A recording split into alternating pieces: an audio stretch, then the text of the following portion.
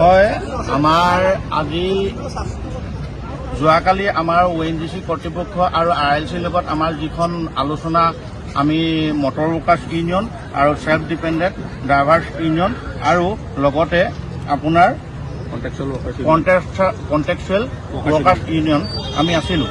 আমাৰ লগত আমাৰ যিসকল আমাৰ চালক সন্থা আছিলে, চালক সন্থাসকলৰ লগত আমাৰ ONGC কৰ্তৃপক্ষ আৰু লেবাৰ ইউনিয়নৰ যিজন শ্ৰম আয়ুক্ত আছিলে তেওঁৰ লগত মিলিত হৈ পেলাই আমি আলোচনা মৰ্মে আমি আশা ৰাখিছিলোঁ যে ONGC কৰ্তৃপক্ষই আমাক সহায় সহযোগিতা কৰিব।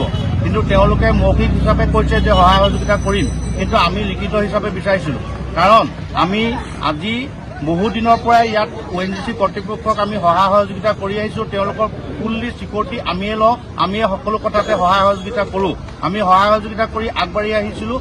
তেওঁলোকে আমাক সহায় সহযোগিতা কৰিব বুলি ভাবিছিলোঁ, কিন্তু তেওঁলোকে মৌখিক হিচাপে আমাক কথাখিনি ক'লে যে আমি সহায় কৰিম। কিন্তু মৌখিক হিচাপে সহায় কৰিম বুলি কোৱাৰ স্বত্বেও আমি মানি লোৱা নাই। এই কাৰণত মানি লোৱা নাই, MMৰ যিজন মুখ্য প্ৰবঞ্চক তেওঁৱে সেই মিটিঙত নাই, ED মহোদয় নাই। তেনেহলে আমি কি কাৰণত কি হিচাপত আমি মানি ল'ম যে এই কথাখিনি সত্য বুলি আমাক প্ৰমাণিত কৰি দিব পাৰিব ONGC? আমি সেইটো কাৰণে ONGC কৰ্তৃপক্ষক এটা কথা এই স্থলৰ পৰাই সকীয়ানি দিব বিচাৰিছোঁ যে ONGC কৰ্তৃপক্ষে আমাৰ লগত যেতিয়ালৈকে আলোচনাত মিলিত নহয় তেতিয়ালৈকে আমি আজি 5 বজাৰ পৰা কৰ্মবিৰতি হাতত লৈছোঁ।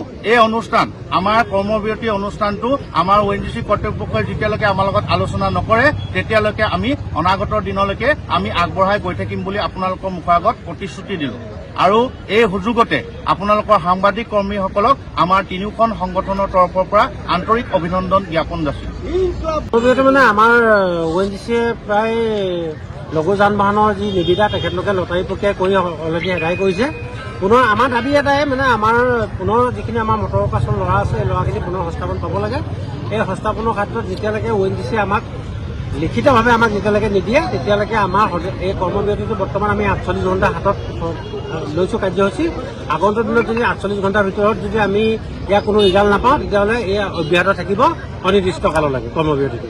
এয়াই আমাৰ দাবী। যিহেতু দেখা গ'ল আপাৰ আছাম লেবাৰ কমিছনাৰৰ লগত আপোনালোকৰ কথা বতৰা দেখিলোঁ, তেখেতে কি ক'লে? আপাৰ আছাম লেবাৰ কমিছনাৰে আমাৰ পক্ষে আছে, মৌখিকভাৱে আমাক কৈ থৈ গৈছে, কিন্তু তেখেতে লিখিতভাৱে আমাক এতিয়ালৈকে একো দিয়া নাই। নোপোৱালৈকে আমি কৰ্মবিৰতি চলি থাকিব। গাঁঠিৰ বিষ হওক, কঁকালৰ বিষ হওক, ৰাজহাড়ৰ বিষ, ফ্ৰেকচাৰ, যিকোনো ধৰণৰ বিষ বা শেহতীয়াকৈ হোৱা আঘাত হওক, ইয়াৰ সৈতে আৰু জীয়াই থাকিব নালাগে। বিষে আপোনাৰ জীৱন নিয়ন্ত্ৰণ কৰিবলৈ নিদিব। আজি আহক বাবা AK মেডিকোছ সোণাপুৰ, য'ত উপলব্ধ অভিজ্ঞ অস্থিৰোগৰ বিশেষজ্ঞ ডক্টৰ PK পদ্মপতি।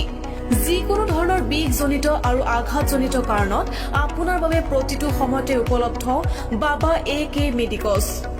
সোমবাৰৰ পৰা শনিবাৰলৈ 10 বজাৰ পৰা 1:30 আপুনি পাব অস্থিৰোগৰ বিশেষজ্ঞক।